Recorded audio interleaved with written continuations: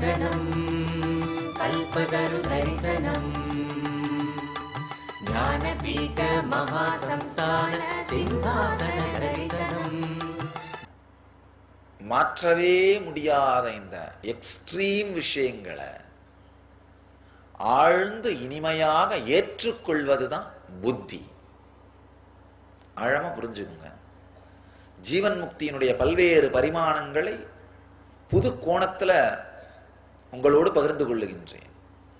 மாற்றவே முடியாத விஷயங்கள் சிலது இருக்கு. மரணம், ஓல்டேஜ், நம்முடைய வாழ்க்கையின் போக்கினாலேயே இயற்கையினாலேயே அது நடந்தாக வேண்டும். அந்த விஷயங்களை ஏற்றுக்கொள்வதுதான் புத்தி. ரொம்ப கிரேஸ்ஃபுல்லா இனிமையாக அவைகளை ஏற்றுக்கொள்வது, இதுதான் வாழ்க்கையின் போக்கு. ஏற்றுக்கொள்ளுகின்ற மனப்பாங்கு புத்தி. இப்ப மாற்ற முடியாதவைகளோடு சண்டையிடுவதனால அவைகளை மாற்றிவிட முடியாது. ஆனா எதையுமே மாற்ற முடியாதுங்கிற ஒரு மன அழுத்தமும் டிப்ரெஷனும் நமக்கு வந்துடும். அதுதான் பிரச்சனை. அந்த மன அமைப்பிற்குள் விழாதீர்கள். உங்களுடைய வாழ்க்கையை பார்த்தாலே உங்களுக்கே தெரியும். மாற்றக்கூடிய பலதை மாத்தாம இருக்கிறது, மாற்ற முடியாத பலதோட முட்டி மோதிட்டு இருக்கிறது. சக்தி முழுக்கவும் மாற்ற முடியாத விஷயங்களோட முட்டி மோதுறதுக்கே செலவாகிறதுனால மாற்றக்கூடிய சின்ன சின்ன விஷயங்களை கூட மாற்றாமலேயே தன்னம்பிக்கை இல்லாமல் விழுந்து கிடப்பது. மாற்றக்கூடியவைகளை மாற்றும் சக்தி, மாற்ற இயலாதவைகளை ஏற்றுக்கொள்ளும் புத்தி. சில பேர் என்கிட்ட கேட்கறது உண்டு, சாமி எனக்கு தெரியல, நான் என் வாழ்க்கையில இப்போ சக்தியை நிறைய உபயோகம் பண்ணணுமா புத்தியை நிறைய உபயோகம் பண்ணணுமா? ஒரு சின்ன நுட்பம் இருக்கு. ஆழமான ஒரு தியான ரகசியம், தியான சத்தியம். நீங்க உங்க வாழ்க்கையில இப்போ மாத்திக்கிட்டே போற சக்தியை உபயோகம் பண்ணணுமா இல்ல ஏத்துக்கிட்டே போற புத்தியை உபயோகம் பண்ணணுமா? இது ஒரு பெரிய கன்ஃபியூஷன் வரும் பிராக்டிஸ் பண்ண ஆரம்பிக்கும் பொழுது. நல்லா புரிஞ்சுங்க. விடியற்காலை நேரங்களிலே தூக்கம் கலஞ்சி நனவுக்கு வந்த உடனே இந்த நனவு இனிமையாக தெரிந்து கனவு ரொம்ப ஹெவியான, அந்த தூக்க நிலை வந்து ரொம்ப ஹெவியான ஒரு சஃபகேஷனா துக்கமா ஃபீல் பண்ணீங்கன்னா அது ஹெவியா இருந்து இது ரொம்ப ரிலாக்ஸ்டா, அப்பா முழிச்சுக்கிட்டேன் பரவாயில்லப்பா, அந்த நைட் மேர்னு சொல்லுவோம். தூக்கம் வந்து நைட் மேரிஷாகவும் விழிப்பு நிலை சுகமாகவும் இனிமையாகவும் இருந்ததுன்னா நீங்க இப்ப ஜாஸ்தி உபயோகம் பண்ண வேண்டியது சக்தி.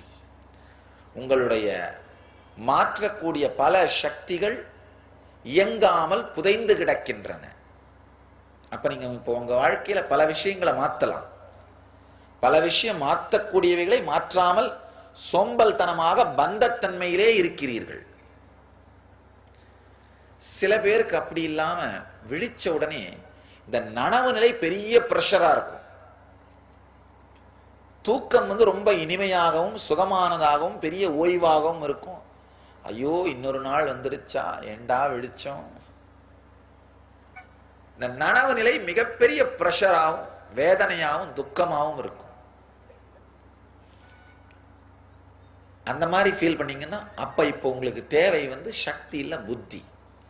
நீங்க ரொம்ப அளவுக்கு மீறி மாற்ற முடியாத விஷயங்களை மாற்ற முயற்சி செய்து மலையோடு மல்லுக்கட்டி மோதிக்கொண்டிருக்கிறீர்கள். தலையை முட்டிட்டு இருக்கீங்க. தேவையில்லை. கொஞ்சம் பொறுமையா உட்கார்ந்து உங்க வாழ்க்கையில பல விஷயங்களை ஏற்றுக்கொள்ள துவங்குங்கள். ஏற்றுக்கொள்ளக்கூடிய புத்தியை உருவாக்குங்கள். இது ஒரு ஆழமான ஒரு நுட்பம். நீங்களே உங்களை ஆராய்ச்சி பண்ணி பார்த்துடலாம். உங்களுக்கு இப்ப உடனடி தேவை சக்தியா புத்தியான்? ஒரு சக்தி நிலையிலாகட்டும் புத்தி நிலையிலாகட்டும் இந்த கருத்துக்களை அப்ளை பண்ணி பார்த்து வாழ ஆரம்பிச்சுன்னா உங்களுக்குள்ளேயே ஒரு தெளிவு பிறந்துரும். எங்க சக்தியை உபயோகம் பண்றது, எங்க புத்தியை உபயோகம் பண்றது, அது பேர் தான் யுக்தி. தானாகவே அது மலர்ந்து விடும். ஆரம்பிக்கும் பொழுதுதான் கேள்வி கேட்கணும். நான் சக்தியை உபயோகம் பண்ணணுமா, புத்தியை உபயோகம் பண்ணணுமான்னு. இந்த ரெண்டுத்துல ஏதாவது ஒன்ன உபயோகம் பண்ணா கூட ஒரு சில நிகழ்ச்சிகளில் உபயோகம் பண்ணி சிலதுல ஜெயிப்பீங்க, சிலதுல தோப்பீங்க. ரெண்டுமே தவறில்லை. இப்ப சக்தியை உபயோகம் பண்ணி சிலதுல ஜெயிச்சு சிலதுல தோத்து, புத்தியை உபயோகம் பண்ணி சிலதை ஏத்துக்கிட்டு சிலதை ஏத்துக்க முடியாம தடுமாறி, ரெண்டுமே தப்பு இல்லை. உபயோகம் பண்ண ஆரம்பிச்சாலே உங்களுக்குள்ள ஒரு தெளிவு வரும். அந்த தெளிவு யுக்தி. அந்த யுக்திக்கு 2 குணங்கள் உண்டு. ஒன்னு என்னன்னா, எவ்வளவுதான் மாற்றிக்கொண்டே இருந்தாலும் இந்த பிரபஞ்சமே மாறிக்கொண்டே இருக்கின்ற ஒரு கனவுதான் அப்படின்னு புரிய வைக்கிற தெளிவு. நீங்க மாத்தினாலும் ஏத்துக்கிட்டாலும் வெளியில நடக்கிற உலகமாகட்டும் உள்ள நடக்கிற உலகமாகட்டும் 2 உலகமுமே மாறிக்கிட்டே இருக்கிற ஒரு பெரிய கனவு அப்படிங்கிற தெளிவு நமக்குள் மலரத் துவங்கும். அந்த தெளிவு தான் யுக்தி. அந்த தெளிவு வந்தா என்ன ஆகணும் நல்லா புரிஞ்சுங்க. இந்த பிரபஞ்சமே கனவுங்கிற தெளிவு உங்களுக்குள்ள வந்ததுன்னா சோம்பேறி ஆயிட மாட்டீங்க. உண்மையில சோம்பேறி ஆயிட மாட்டீங்க. பந்த வைராக்கியம் உருவாகும் நினைக்காதீங்க. பிரபஞ்சமே ஒரு பெரிய கனவுதான் அப்படிங்கிற தெளிவு உங்களுக்குள் வருமானால், உங்களுக்குள்ள இந்த யுக்தி மலருமானால் யுக்த வைராக்கியம் மலரும். என்ன நடக்கும்னா, நீங்களும் இந்த உலகத்திற்கு உபயோகமாக இருப்பீர்கள், இந்த உலகத்தையும் உங்களுக்கு உபயோகமாக மாற்றிக்கொள்வீர்கள்.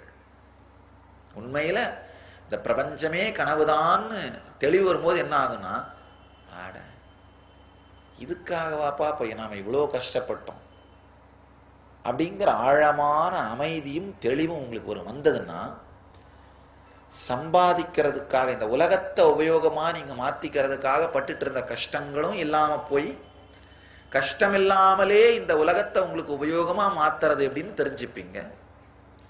அதே மாதிரி இந்த உலகம் உங்களுக்கு உபயோகமாக மாத்திக்கிறதுக்கு இந்த உலகம் எவ்வளவு கஷ்டப்பட்டு இருந்ததோ அதுவும் போய் நீங்களும் இந்த உலகத்திற்கு உபயோகமா மாறிடுவீர்கள்.